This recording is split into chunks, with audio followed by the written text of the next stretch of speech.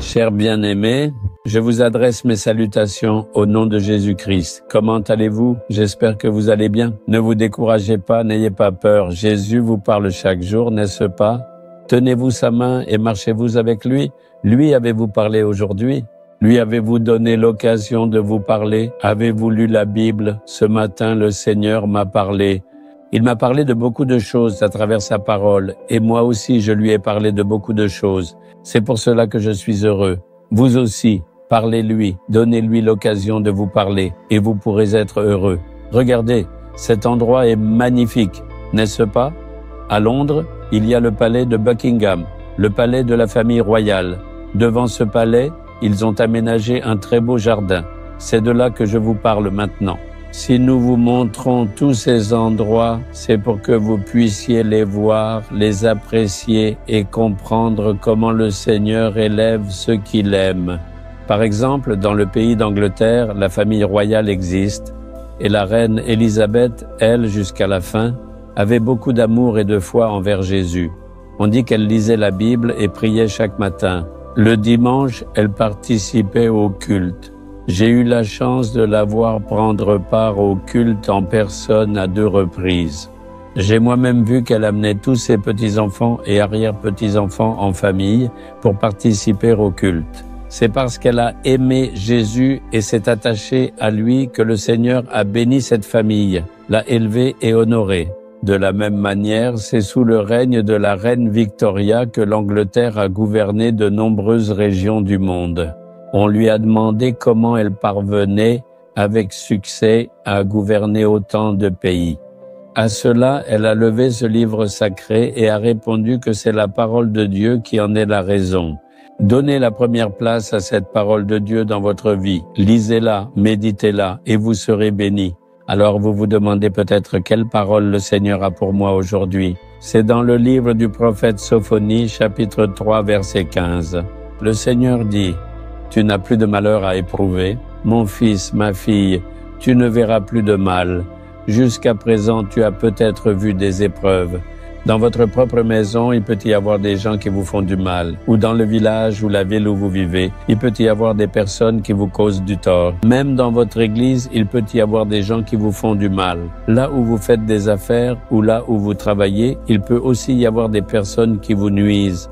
Ils peuvent continuer à vous causer des ennuis. De nombreux maux peuvent vous entourer. Le mal de la maladie, le mal des problèmes de dette, le mal de la calomnie et de l'humiliation. Vous vous demandez peut-être encore combien de temps cela va durer. Vous n'avez pas vu de mal jusqu'à présent, dit l'Éternel, mais vous n'en verrez plus. Mon fils, ma fille, désormais tu ne verras plus le mal, dit le Seigneur. Je connais une jeune femme issue d'une famille aisée et confortable. Ils lui ont arrangé un mariage. Sa famille a tout fait pour qu'elle soit heureuse. La famille du mari était très riche. Ils ont tout organisé parfaitement, sans aucun défaut, afin que leur fille soit heureuse.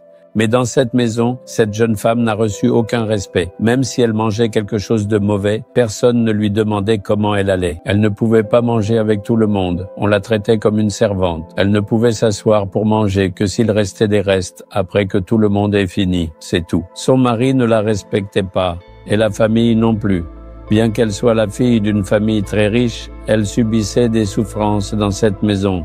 De temps en temps, quand elle venait chez moi pour prier, c'était sa mère qui l'amenait. Cette fille ne disait jamais rien. Elle était très calme et silencieuse. Elle ne racontait même pas ce qui se passait chez elle, ni à sa mère, ni à sa famille, ni même aux serviteurs de la maison. Mais pendant la prière, je l'ai vue pleurer sans arrêt, les larmes coulant de ses yeux.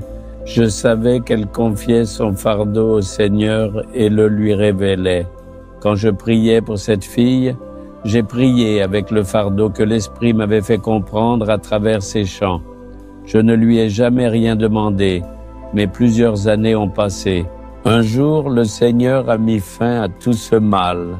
Le Seigneur a fait naître une crainte de lui dans cette famille afin qu'il comprenne qu'il était avec cette fille. Le mari et les membres de la famille ont commencé à avoir du respect pour cette fille. Maintenant, ils la traitaient comme une reine dans la maison.